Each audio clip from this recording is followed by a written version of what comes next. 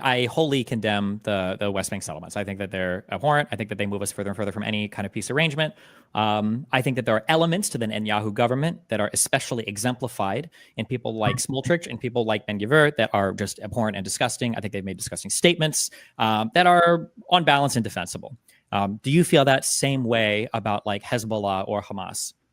Yeah, so the first thing I would say that I definitely condemn Hezbollah and Hamas because, number one, as a Muslim, as someone who believes in the Islamic faith, these organizations are a clear violation of scripture. The same way that I would say the KKK is a clear violation of the Bible, right? But people will always use verses as a way to extremely push their radical moves, even in Israel, right? The people that you refer to as Smotrich and Ben-Gvir quote verses of the Bible wrongfully to pass them. So yes, your answer, definitely I condemn Hezbollah and Hamas. But I would say Hezbollah and Hamas are a symptom of several layers of Western intervention in the region. Remember that Islamic terrorism, to begin with, didn't even exist before World War I. And the reason why this is so important to explain is because in World War I, in 1917, you have the Sykes-Picot Agreement, another very big rabbit hole to go into. So at that time, basically the British, Sir McMahon, was communicating with a guy in modern-day Saudi Arabia, an area called the Hijaz, who was called Sharif Mecca. He promised him and his sons an independent Arab kingdom that would go all the way from the southern borders of Turkey all the way to Oman and Yemen. So you're talking about all Oman and Yemen, talking about all this area to be an independent Arab kingdom. At the same time, the French and British, behind the Arabs' back, were basically debating which countries to slice between them as colonies. So they were lying to the Arabs that if they revolted against the Ottomans, they would give them an independent Arab kingdom, while at the same time discussing between themselves which colonies to take. And as Lawrence of Arabia put it in his book, 7 Pillars of Wisdom, they've said that this, who was a spy, a British spy in the Middle East, he said, we successfully divided the Islamic bloc such that it can never reunite. So the first thing to understand is that Islamic terrorism, or this kind of movements of Islamic terrorism, Islamic terror groups, came as a response to the fact that Western intervention through multi-layers, right? Whether it's in U.S. invasion of Iraq, et cetera, or through multiple layers, even Al-Qaeda. Right? Al-Qaeda is a U.S.-funded group that was established to fight the USSR in the Cold War, right? So all these Islamic groups that were created in response to Western intervention in the region, and the reparations not having been executed, and no rights have been given, and no justice has been served. And so, for example, take Hamas. Hamas was elected in 2006, right? Israel was made independent in 1948. So you're talking about almost 60 years of illegal occupation, of displacement of Palestinians, of annexing of land, right? Of the killing of innocent civilians in multiple instances, right? Killing of journalists, right? Using a white phosphorus. I can go on and on. Illegal detainees with no sentencing.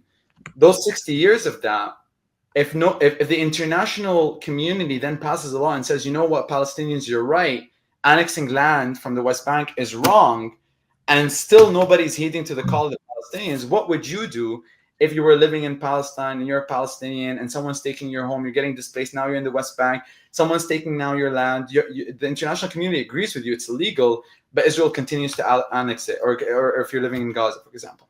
And so I would say that Hamas and Hezbollah 100% condemn them, but I'm not naive to not realize, and not to say that you're naive, I'm just saying, speaking in generality, that they're a byproduct of Western intervention in the region and the lack of respect of Israel in this specific case to abide by international law and to ensure reparations and justice and the acknowledgement of Plan Delay and their past. Okay. In that case, then I would further qualify then my condemnation of the Israeli government. I would say the condemnation that I have of the Israeli government, while I understand that their militarism is not good and their imperial, we'll call it imperial adventurism, furthering entrenching their West Bank settlements is not good. I understand it, and I know where it comes from.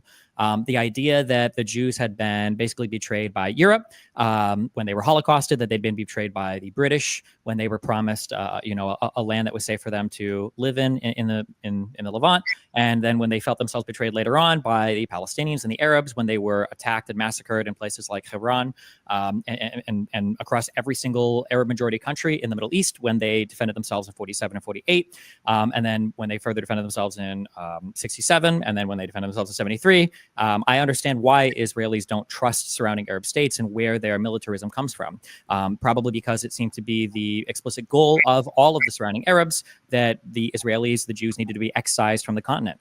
There was no acceptable Jewish state that could have ever existed there. They felt like they were entitled to that land after the collapse of the Ottoman Empire. You bring up the Sykes-Picot Agreement. You called them colonies. I don't know if I would necessarily agree with that. The Sykes-Picot Agreement definitely split spheres of influence, but it wasn't necessarily make colonies. They gave mandates to all of these areas so that they would individually administer and govern themselves and then become their own countries, which they did. I also don't know, you referred to those, the Mi'kmaq correspondence back and forth. I don't know if I would say that none of that actually hardcore delineated this will be the new Arab state. I know some interpret it as though maybe promises were made, maybe not, but those correspondences didn't actually lay out like a solid, like, this is the country you're going to have afterwards. But I could understand Arabs feeling a little bit betrayed by that, although there were mandates after the dissolution of the Ottoman Empire and those countries were created. But yeah, I mean, like, there's been a history of, and you keep saying the United States funds Israel, the United States has funded this or whatever. That is true, 73 and onwards. Prior to 73, the Soviet Union was funding a lot of the Arab states when they were funding against Israel that basically had no funding and no support from probably about 1939 onwards or 1940 onwards. So, I mean, like, I understand where the Israeli militarism comes from. They're surrounded by a bunch of people that want to see them destroyed. And the international community seems to be largely silent on the issue, that while they condemn Israel over and over again, I mean, Iran was basically allowed access to their funds again and restrictions on them, lessened under Obama for a while. Nobody really seems to want to do anything about Hezbollah except for Israel. Nobody seems to do anything about Hamas except for Israel. Nobody seems to do anything about the Houthis, really, except, I mean, Saudi Arabia and the US were for a while, but just Israel fighting them. So, yeah, I mean, I understand where the Israeli militarism comes from.